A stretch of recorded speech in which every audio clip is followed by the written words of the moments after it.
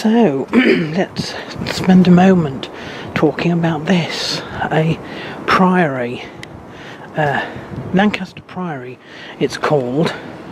Originally they do believe there was something Saxon on this site. I have to say that is the only bit that looks Saxon now, right at the east end. It became or was taken over rather, by the Benedictine monks after the Norman conquest. I expect they rebuilt it. This is rather Gothic in style. At least the inside is very Gothic, with the pointed archways.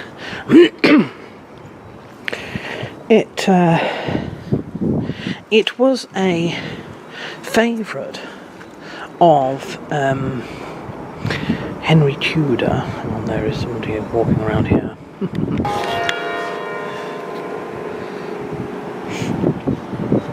It seemed to carry some favour with Henry Tudor, as in the Henry Tudor that was involved with and became king after the War of the Roses. I think Henry V, maybe, something like that. Anyway, he liked this building. He banished the Benedictines because he wasn't against holy orders so particularly, but what he didn't like was holy orders that were run from abroad.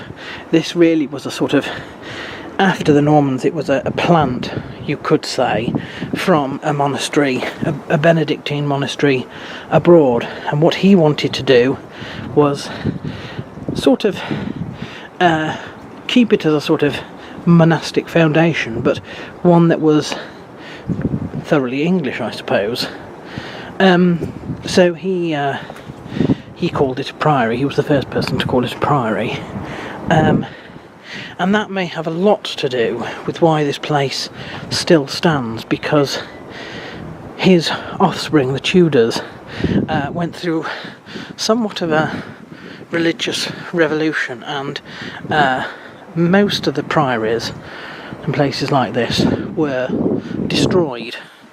They were liquidated for their money by Henry VIII.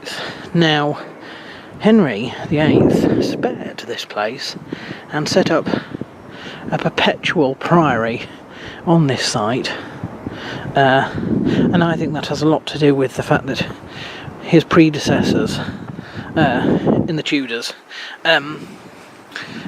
were very favouring of this particular place. So there we are. Now, from here we can see several things. If we look, we're looking east here, and we can see that I believe is the town hall, the city hall, which sits in the pedestrian zone.